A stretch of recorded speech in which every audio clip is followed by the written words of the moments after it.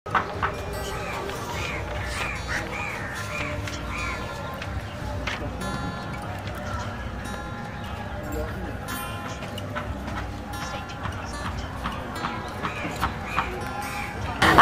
আমরা গিরিশে এসেছি আবার, যেখানে আপনারা দেখেছিলেন খুন হচ্ছে, একজন অপহরণ হয়ে গেল, যেখান থেকে একটা প্রচণ্ড মিস্টিরিয়াস কেসের শুরু হয়েছিল। তো সেই কেসটা প্রায় সলভ করেই ফেলেছে জাস্ট সান্যাল। তো সেটার কনক্লুশনে আমরা পৌঁছে গেছি, কে কৌশিকী মুখার্জিকে গুলি করেছে, কে জাস্ট সান্যালকে অপহরণ করেছিল, এবং এতগুলো যে ঘটনা ঘটলো একটা ঘটনাকে কেন্দ্র করে, এই সব কিছুর পেছনে কে আছে সেই সবটা আপনারা জানতে পারবেন। সেটার শুটিংয়েই আমরা আজকে এখানে এসেছি, এবং দেখতেই পাচ্ছি জগদ্ধাত্রীতে আরও ইন্টারেস্টিং নতুন ক্যারেক্টাররা আসছে। অনেক গল্পের মোড় কোন দিকে যাবে বোঝা যাচ্ছে না এখন, কিন্তু যেটাই হচ্ছে ভীষণ ইন্টারেস্টিং কিছু হচ্ছে, ভীষণ ভালো পর্ব আপনাদের জন্য আসতে চলেছে আগামী দিনে। সব কিছু দেখতে হলে দেখতে হবে জগদ্ধাত্রী, প্রত্যেক দিন সন্ধ্যে 7টায়। আজকের বিষয়টা হচ্ছে আমার ছেলে মিসিং। জন্মদিনের পার্টি হয়েছিল, পার্টির পর থেকে আমার ছেলেকে খুঁজে পাওয়া যাচ্ছে না, একেবারে হাপিস হয়ে গেছে। আমি একজন IAS অফিসার হওয়া সত্ত্বেও এখন অবধি ওর কোনো খোঁজ খবর বার করতে পারিনি। সেই জন্য আমি জগদ্ধাত্রীর শরণাপন্ন হয়েছি, যাতে যেভাবে হোক ও আমার ছেলেকে খুঁজে পায়, খুঁজে রাদার ক্রিমিনালকে, মানে আমার সন্দেহ হচ্ছে আমার ছেলেকে হাপিস করা হয়েছে, তাই আমার দাবি হচ্ছে আমার ছেলেকে খুঁজে পেলে ক্রিমিনালকে যেন আমার হাতে তুলে দেওয়া হয়, শাস্তিটা আমি বুঝে নেব। এই মুহূর্তে আমরা রয়েছি আউটডোর শুটে। আজকে একটা নতুন কেসের সাথে সাথে এর আগের কেসটারও ক্লাইম্যাক্স, সেটারই শুটিং হচ্ছে।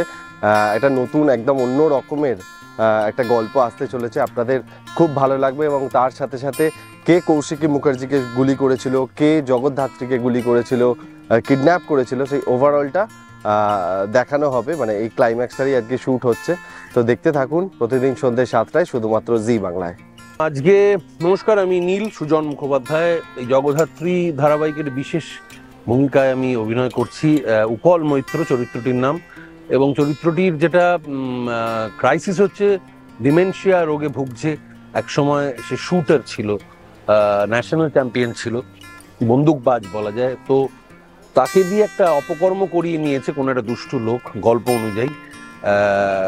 তো এবং সে যেহেতু ভুলে যায়, তাকে দিয়ে একটা মার্ডার করিয়েছে, এবং সেই মার্ডারের ইনভেস্টিগেশন করছে জগদ্ধাত্রী।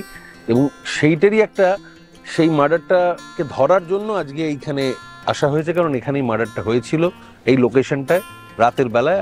আর প্রায় হয়ে এসছে, আর একটু আলো পড়লেই শুটিং শুরু হবে।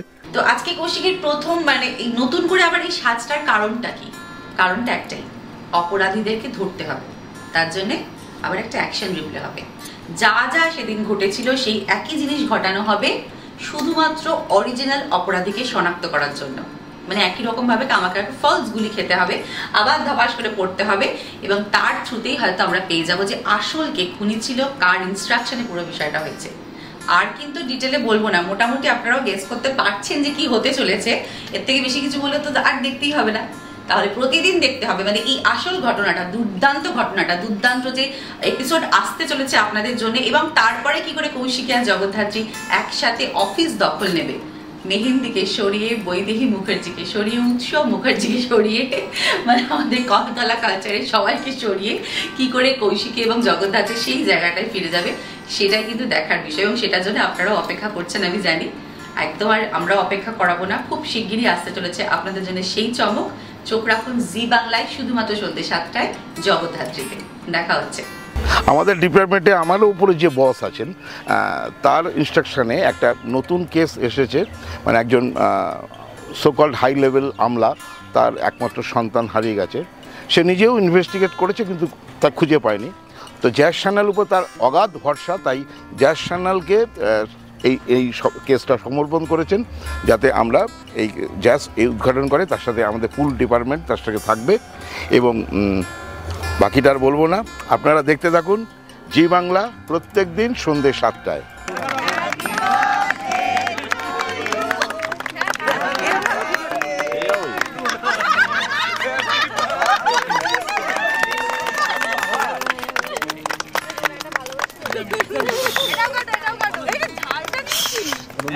ঝালটা নিয়েছি এখানে দাঁড়া, চুপ করে এখানে দাঁড়া। বেঙ্গল টাপার কাটলো দুটো আর একটা জন্য হয়ে গেল, পালাবি না। বেঙ্গল টাপারটা কেউ বললো না, তুই কাউকে খাওয়াবি না। Bengal topper Jagannath hip heap